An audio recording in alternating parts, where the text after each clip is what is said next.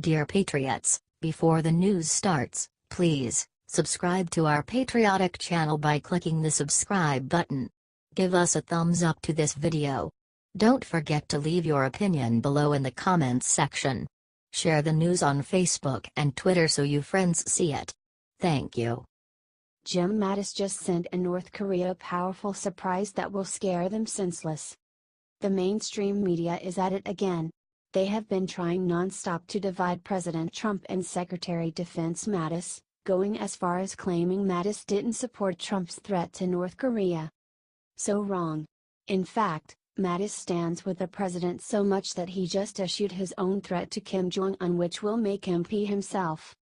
"Stop threatening the United States or else we will obliterate your regime," Mattis said in an official statement. The DPRK must choose to stop isolating itself and stand down its pursuit of nuclear weapons. The DPRK should cease any consideration of actions that would lead to the end of its regime and the destruction of its people. Strong words from a very strong man. The great thing about Mattis is that, unlike Obama's Secretary of Defense, James Mattis is an actual war hero with real tactical military experience. Also, despite crying from the leftists, the Trump-Mattis strategy of being tough against Kim Jong Un is finally starting to pay off. Just yesterday China launched a ton of missiles on the North Korean border to show they will not tolerate any more threats from the rogue regime. Obama, Clinton, and Bush just gave North Korea money and begged them to stop. That's where we come in, folks. Don't let the propagandists at the MSM try and ruin a great relationship with Trump and Mattis. Share this everywhere and let the world see the SecDef stands with the president.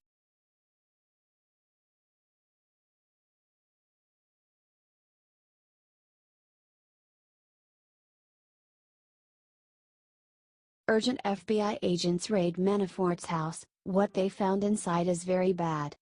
FBI agents conducted a raid of Paul Manafort's house. He was President Trump's former campaign manager. The agents in charge of the warrant seized materials from Manafort's residence, according to the Washington Post.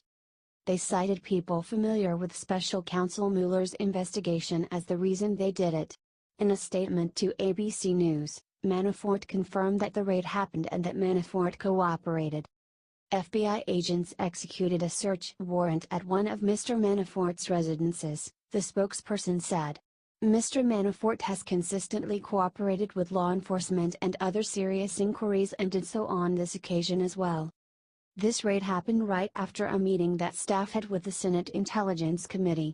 An advisor close to the White House said that the FBI could have just asked Manafort and he would have turned them over.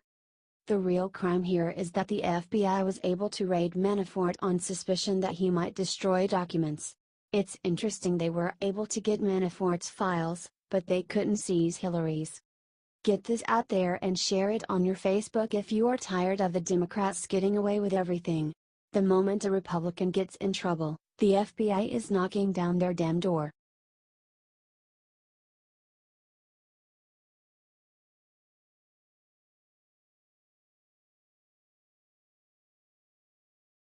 IT begins. Hillary's dirty Ukrainian secret just leaked and it's worse than anyone imagined. According to The Hill, a watchdog group has filed a complaint with the Federal Election Commission saying that the DNC tried to get opposition research on the Trump campaign from a foreign government. If you remember, Representative Adam Schiff, DCA, admitted to John Carl of ABC's This Week that collusion between the DNC and Ukraine happened. The group pursuing it is called the Foundation for Accountability and Civic Trust, FACT. They are saying that the Alexander Chalupa, a DNC consultant at the time, tried to get intelligence on Paul Manafort from Ukrainian officials. Federal law and commission regulations prohibit any person from knowingly soliciting, accepting or receiving contributions or donations of money or other things of value from a foreign national, the complaint treats. FACT says that Chalupa violated the ban by knowingly soliciting a valuable in-kind contribution in the form of opposition research and information on a Trump campaign official from a foreign national on behalf of the Democratic National Committee. The mainstream media has not given this an ounce of coverage, of course. They have been focusing on the Trump-Russia conspiracy theory. Politico reported that Ukraine tried to actually subvert democracy to help Hillary Clinton. It's up to us to get this out. The media won't show it at all. Share this all over social media. It's time to start locking up the criminals in the government.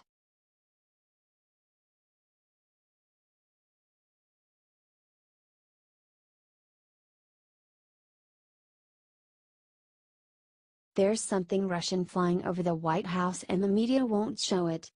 You won't see this anywhere. The Russian military flew a spy plane over Washington and New Jersey today.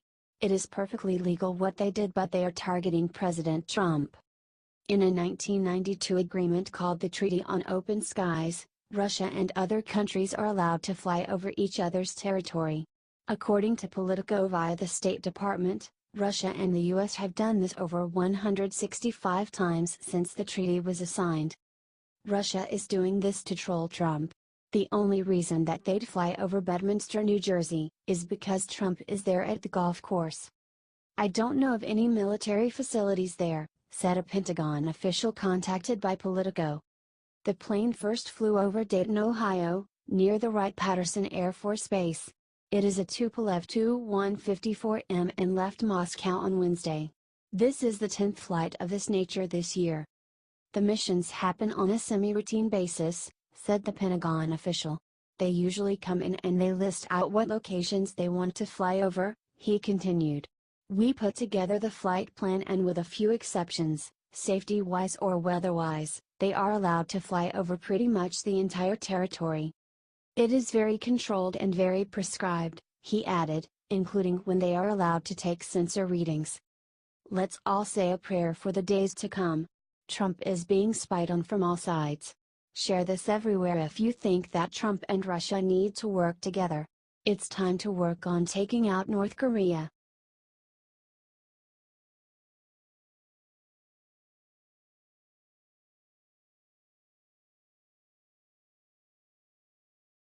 Something horrible just happened at U.S. Embassy in Cuba while Obama was president.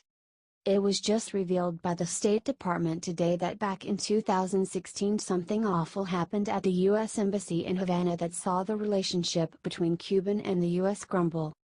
In the middle of today's State Department press briefing about North Korea, spokeswoman Heather Nauert broke order and brought up an incident that occurred in Cuba in late 2016. According to Nauert, the alleged incident was so bad that we ejected Cuban diplomats.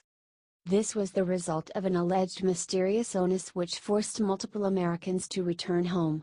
The U.S. even offered the entire embassy the option to return to the States and work here if they chose to return home. CNN even alleged that the incident was the result of something called an acoustic attack. She refused to name what the incident was or who did it, but it was clearly implied by her choice of words that Cuban government may have violated the Geneva Convention in their actions.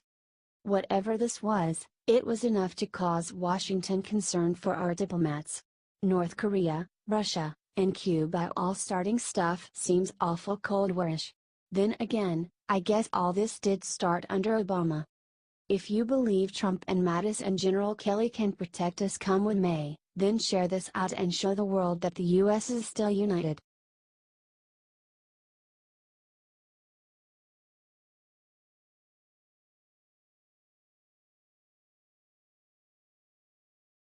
Top Dem just teamed up with Trump and made massive declaration on North Korea. Washington is absolutely going wild right now. Almost all the Dems and John McCain have lost it ever since President Trump threatened to rain fire and fury on North Korea if they don't back off.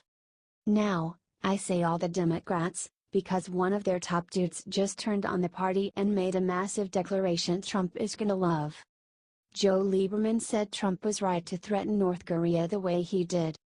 Lieberman told the CNN talk show host, "I know that President Trump's words were strong, but I'm not upset about them because we've tried for years and years, really decades, diplomatic language and a lot else with the North Koreans and it hasn't worked." He is absolutely right. Ever since President Clinton, all we have done is paid off the Kim family and asked them not to build nukes. Clearly, they took our money and used it to build nukes. What you really gotta wonder in all of this is, why are these old Washingtonians defending their failed policy? Also, why doesn't McCain just register as a Democrat already? Seriously, we won't miss him. All Trump did was lay the law down, on camera, and people are afraid of their status quo. Newsflash: Joe Lieberman was right to stand with President Trump. If you agree, then share. If you disagree, I don't care.